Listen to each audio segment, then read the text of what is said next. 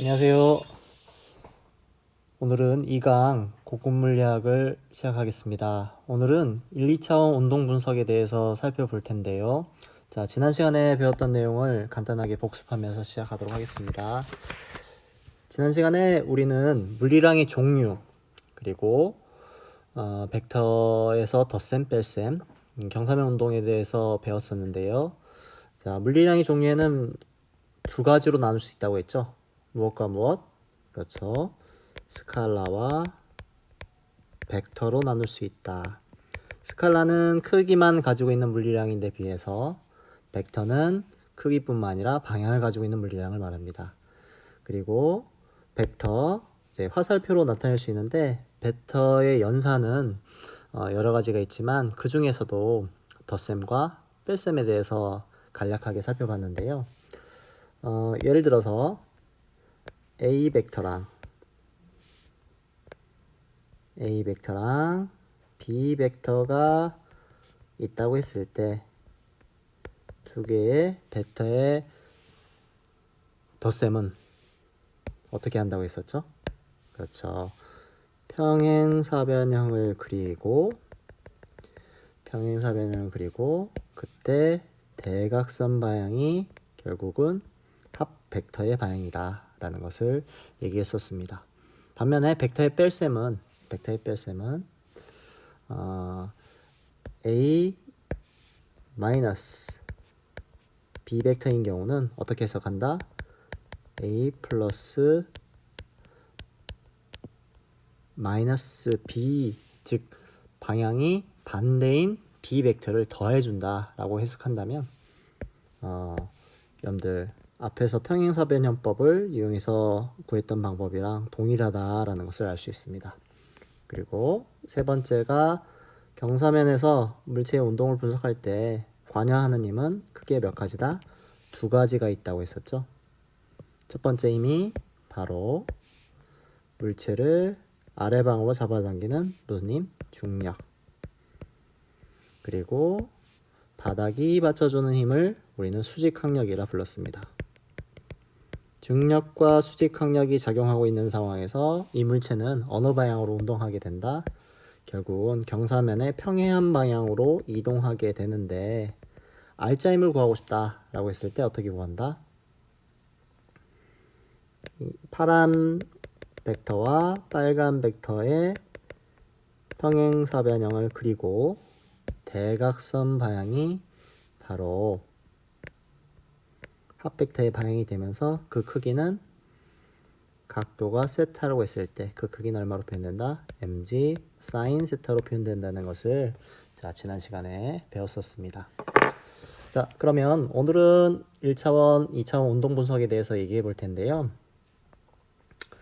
1차원 운동 분석은 사실은 우리 물리학 1에서 배웠던 내용의 복습이라고 볼 수 있습니다. 이제 간략하게 내용들을 살펴보도록 하겠습니다. 예를 들어서 물체가 있어요. 자, 10m/s로 이동하는 물체의 운동을 살펴보도록 하겠습니다. 등속 운동을 한다고 가정을 한다면 등속 운동이라는 게 속도가 일정한 운동을 말하죠. 시간 속도 그래프를 그렸을 때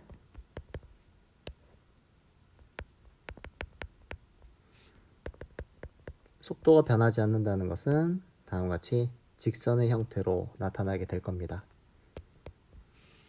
시간 속도 그래프에서 여러분들 알다시피 기울기는 무엇을 의미한다?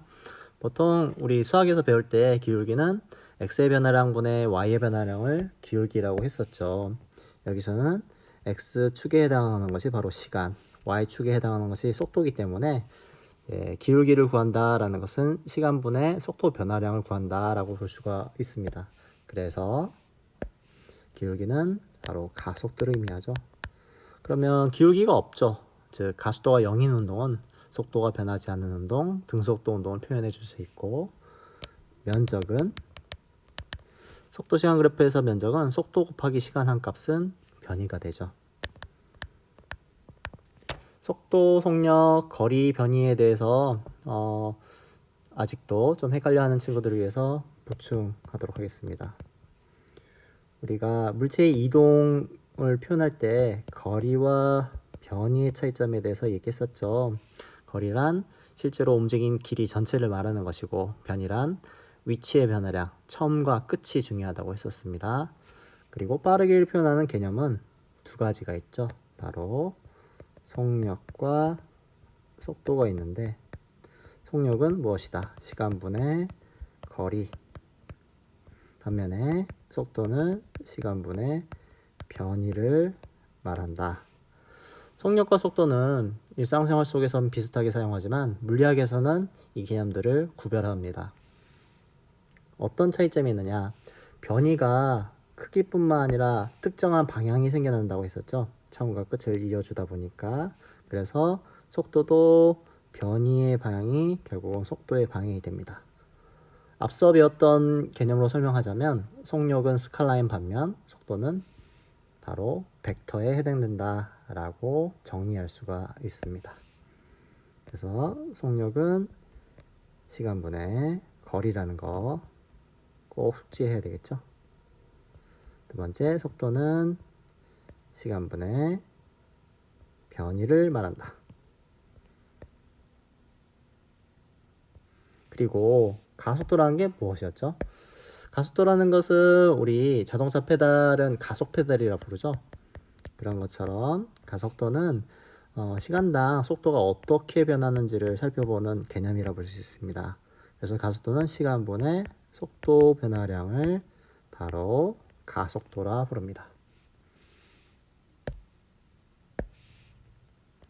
가속도란 시간분의 속도 변화량을 말한다. 그러면 가속도는 벡터일까요? 스칼라일까요? 가속도도 벡터입니다. 속도의 변화한 정도를 나타냈으니까 속도의 뺄셈을 통해서 나타난 개념이 바로 가속도겠죠. 즉 화살표의 뺄셈, 벡터의 뺄셈은 결국은 또 다른 화살표로 표현될 수가 있기 때문에 가속도 또한 벡터이다 라는 거 기억해 두면 좋을 것 같고요. 아니면 여러분들 F는 ma라고 알죠? 바로 뉴턴의 운동방정식을 말하는데 F는 ma. 자, 가속도의 방향이 조금 어렵다 싶으면 결국 가속도의 방향은 무엇의 방향과 일치한다?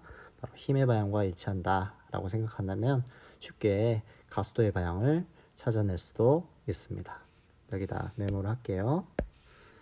힘의 방향과 가속도의 방향은 일치한다. 그래서 기본 운동을 표현하는 기본 개념들을 한꺼번에 선생님이랑 정리를 해봤어요.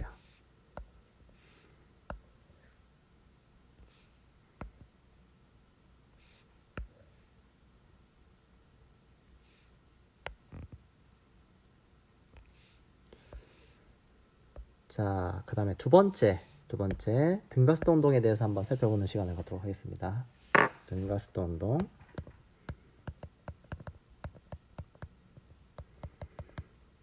등이라는 것은 같은 가속도 운동을 말하죠. 같은 가속도 운동. 대표적인 예가 바로 자유낙하 운동이라 볼 수가 있겠는데요. 자유낙하 운동의 운동 패턴에 대해서 한번 살펴보도록 할게요.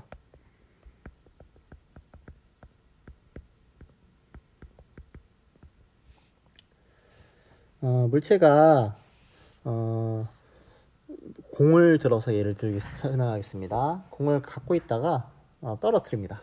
그러면 공은 연직 아래 방향으로 자유낙하 하겠죠. 이걸 시시각각 관찰한다고 했을 때 0초일 때, 1초일 때, 2초일 때, 3초일 때 공의 위치를 표현해 본다고 하겠습니다. 그때 정지 상태부터 시작을 했기 때문에 0초일 때의 속도는 0m/s, 1초 뒤에는 10m/s, 2초 뒤에는 20m/s, 3초 뒤에는 30m/s가 될 거라는 것을 예상할 수가 있죠. 여러분들 중력가속도라고 알죠? 중력가속도. 자, 중력가속도는 G로 표현되면서 대략 10m/s 제곱으로 알려져 있습니다. 약 10m/s 제곱. 이 말의 뜻은 1초에 10m/s씩 변화한다는 뜻이죠. 그래서 여기서 표현했다시피 1초마다 속도 변화를 살펴보면 10, 속도 변화를 살펴보면 10, 또 속도 변화를 살펴보면 10m/s씩 증가하는 것을 확인할 수 있습니다. 한번 그래프로 그려볼게요. 자, 시간 속도 그래프를 그려서 이 운동의 양상을 한번 조사해 보도록 하겠습니다. 속도 시간 그래프를 한번 그려보도록 할게요.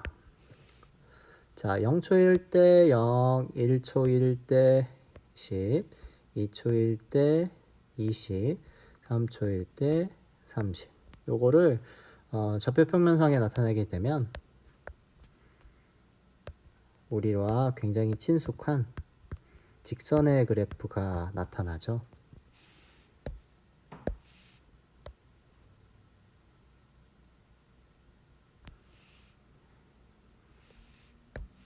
마찬가지로 물리학에서는 그래프가 몇 가지 유형이 나타나는데요. 항상 운동을 표현하는 그래프에서 기울기와 면적에 대한 정보를 항상 정리해 두는 게 굉장히 중요합니다. 기울기는 바로 무엇을 말한다? 자, 시간 속도 그래프에서의 기울기는 x의 변화량분의 y의 변화량을 말하는데 시간분의 속도 변화량이니까 앞서 배웠던 바로 가속도라는 개념과 연결이 되죠. 그래서 시간 속도 그래프에서 기울기는 바로 가속도가 된다. 면적은 속도 곱하기 시간을 통해서 이 삼각형 밑의 면적을 구할 수 있는데 아까 속도는 시간분의 변이라고 했었죠. 그러면 속도 곱하기 시간은 바로 변이에 해당하는 물리량을 얻어낼 수 있다라고 얘기할 수 있습니다. 그리고 가속도를 나타내는 기호는 acceleration에서 a, 변이는 s로 표현하게 되는데 이걸 수식으로 표현해 보면 다음과 같은 수식을 이끌어낼 수가 있어요. 첫 번째는 v는 y 값이죠. 지금 t에 비례하는 그래프가 나타날 텐데 기울기는 바로 무엇이다? a. 그래서 v는 at라는 것을 알 수 있고, 그 다음 두 번째 s. 변이를 구할 때 우리가 살펴볼 것은 요 변이라는 것은 속도 시간 그래프에서 그래프 밑에 면적에 해당하는 값인데 시간 일반적으로 t라는 시간이 흘렀을 때 그때 속도 값은 at라고 할 수 있죠. 그럼 삼각형의 넓이는 바로 무엇이 된다? s는 2분의 1 at의 제곱. 그래서 s는 2분의 1 at의 제곱으로 표현할 수 있겠고, 세 번째가 바로 뭐다? 자, t가 공통으로 두 개의 식에 존재합니다. 그럼 t를 소거해 주게 되면 얻어지는 식이 바로 2as는 v의 제곱이라 볼 수 있어요. 그래서 등가속도 운동에서 가장 중요한 핵심식을 이제 살펴본 것이죠. 첫 번째, v는 at.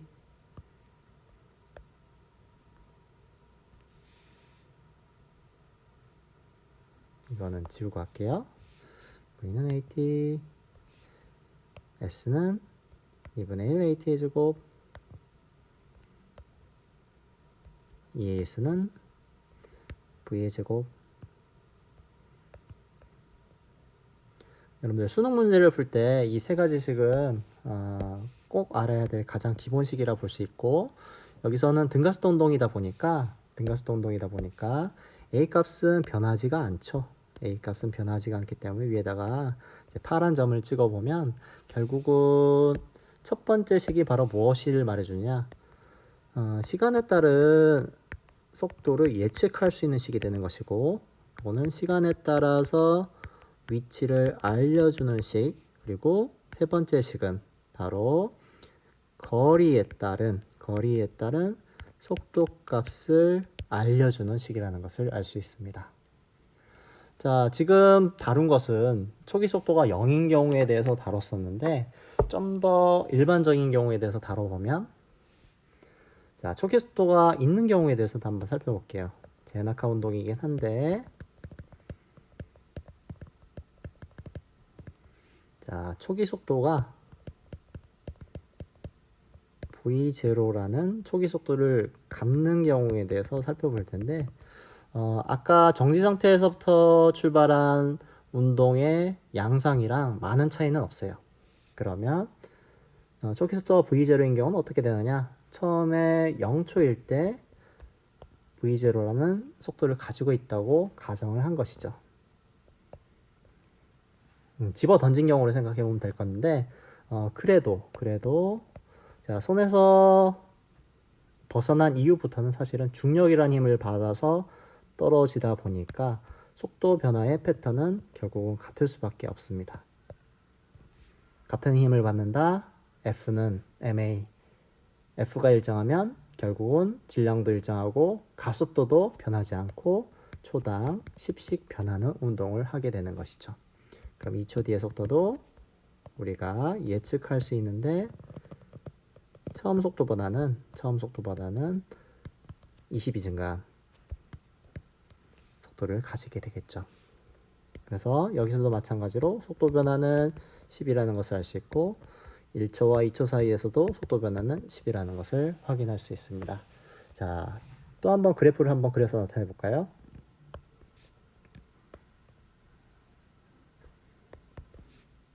자, 시간 속도 그래프를 그려볼게요. 시간 속도 그래프를 그려보면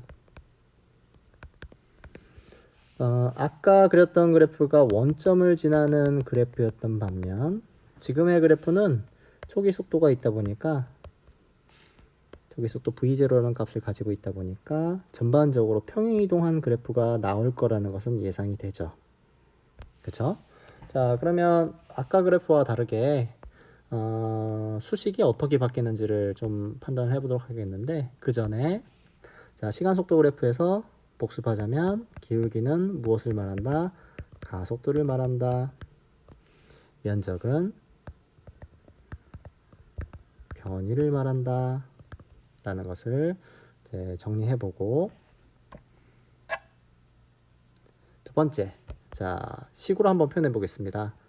아까 직선 원점을 지나는 직선의 식은 v는 at였었죠. 그런데 여기서 평행이동을 했으니까 얼마만큼 평행이동이 일어났다? v0만큼 평행이동이 일어났다.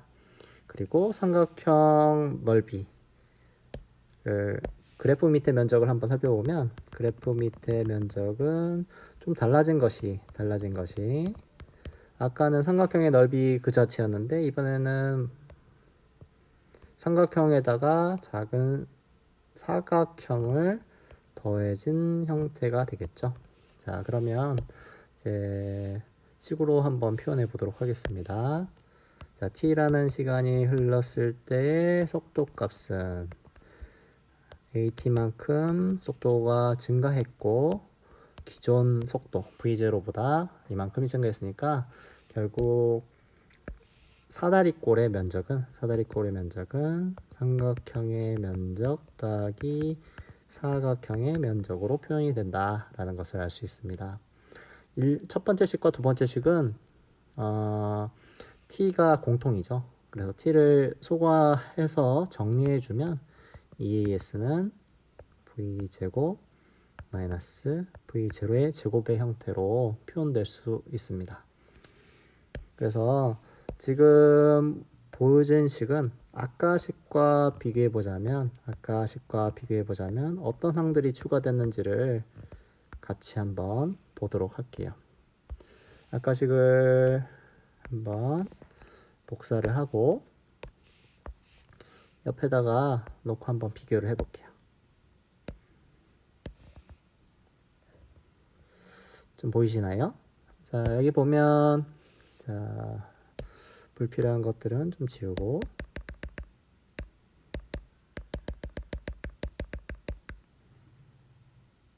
잘 안 보이는 것도 지우고 하겠습니다.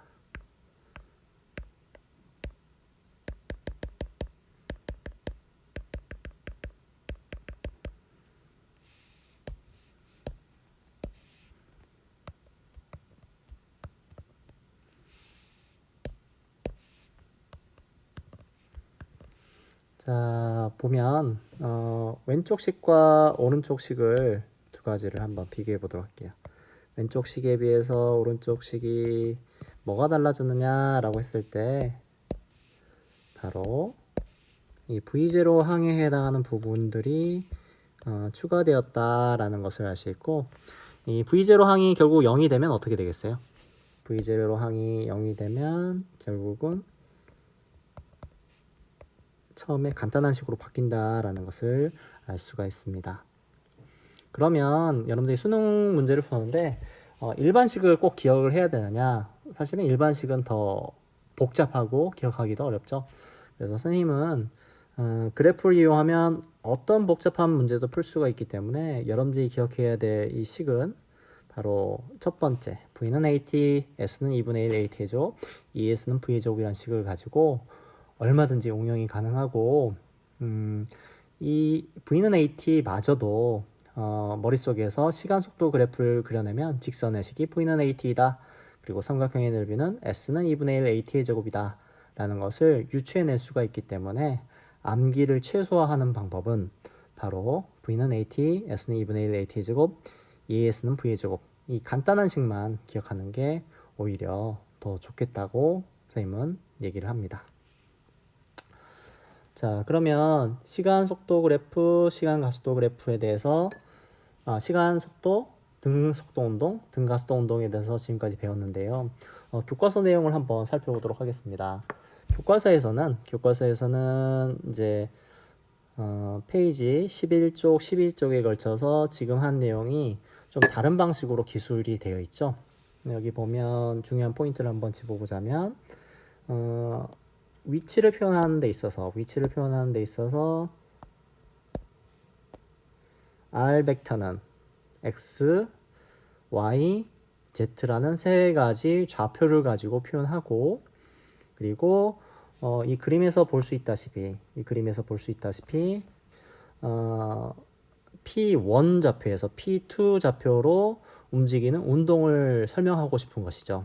즉 고급 물리학에서 다루는 대상은 결국 1차원 운동도 아니고 2차원 운동도 아닌 더 일반적인 3차원 자연계에서 실제로 일어나는 운동을 이제 서술할 방법에 대해서 고민한 흔적을 알 수가 있고, 벡터를 가지고 어떻게 일반적인 운동을 표현할 것이냐라고 했을 때 여러분들 공간상의 좌표는 3개의 숫자를 가지고 표현할 수 있죠. 그리고 운동을 표현할 때 위치의 변화를 변이라는 개념을 얘기했는데, P1을 나타내는 벡터와 P2를 나타내는 벡터의 차이를 가지고 변이 벡터를 설명할 수가 있는 것이죠.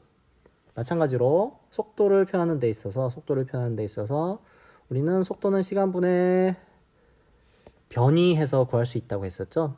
그런데 이 표현을 잘 들여다보면 결국은 X 따로, Y 따로, Z 따로에 대해서 따로 분석을 하고 있다라는 것을 알 수가 있기 때문에 여러분들이 1차원, 2차원 운동에서 다뤘던 방식을 그대로 활용해서 운동 분석을 하고 있다라는 것을 알 수 있습니다. 가속도도 마찬가지죠. 가속도도 마찬가지로 보면 표현은 조금 생소하긴 하지만 X축 방향의 속도 변화, Y축 방향의 속도 변화를 서술하고 있다라고 표현할 수 있습니다. 그래서 지금 교과서에 나온 표현은 사실은 이제 대학교 가면 더 자주 배우는 표현이라 볼 수 있는데, 이 내용은 그저 선생님은 참고로 봤으면 좋겠어요. 교과서 페이지 11쪽부터 12쪽까지 나온 내용은 이렇게도 3차원 운동을 기술할 수 있다라는 것을 참고로 봤으면 좋겠고, 우리가 알고 있던 위치를 벡터로 표현할 수 있다, 속도도 벡터로 표현할 수 있는데, 속도를 표현하는 데 있어서 여기 표현을 응용하게 된다면 dr, dt의 표현을 가지고 속도 벡터도 표현할 수 있다 라는 거. 그리고 가속도도 한번 보면 가속도도 dv, dt를 가지고 표현할 수 있다. 이거 보니까 이게 벡터를 또 한번 미분했다라는 데서 어떤 친구들은 충격을 받을 수도 있는데 이런 표현 방식을 벡터 미적분학, 즉 해석학에서 대학교 있을 때는 다루게 되는데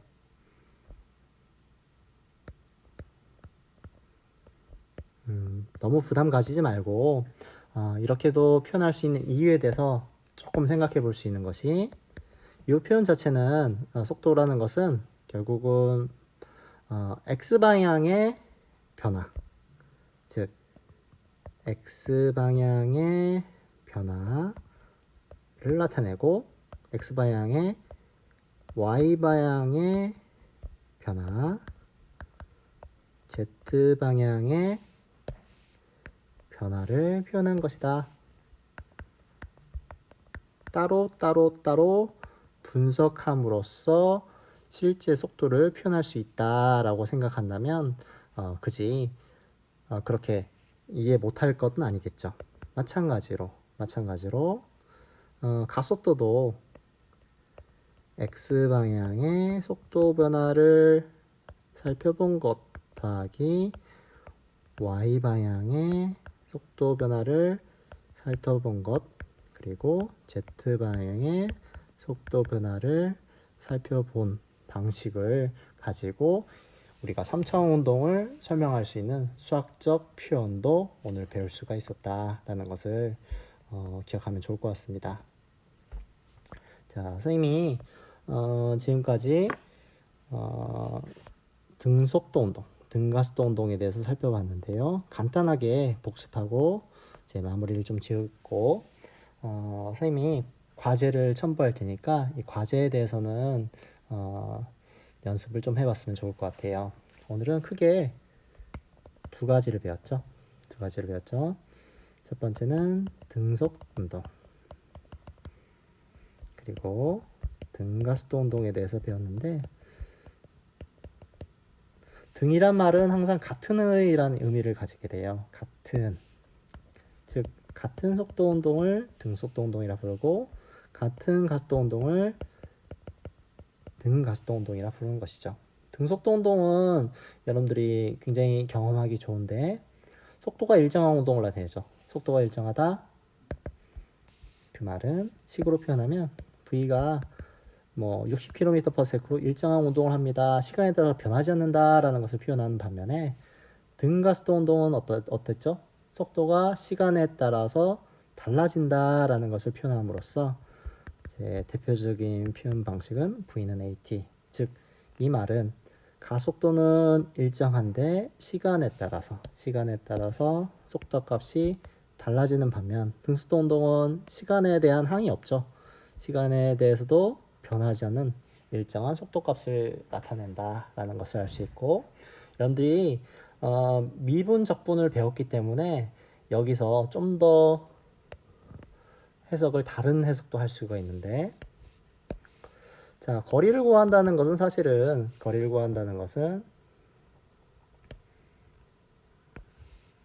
시간에 대해서 적분해 준다고도 볼 수 있죠. 아까 그래프에서 삼각형의 넓이는 S는 2분의 1 AT의 제곱이라 했지만 시간에 대해서 속도를 적분해 주면 얻어지는 값도 사실은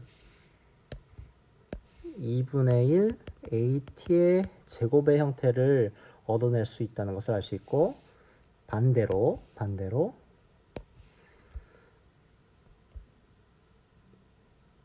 변이를 시간에 대해서 미분하면 V는 AT라는 식을 얻어낼 수 있다는 것도 우리가 미적분을 배웠기 때문에 관계에 대해서 새로운 고찰을 해볼 수가 있는 것이죠.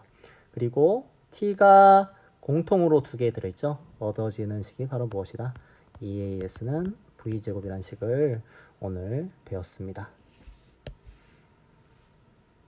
자, 이상으로 마치겠습니다.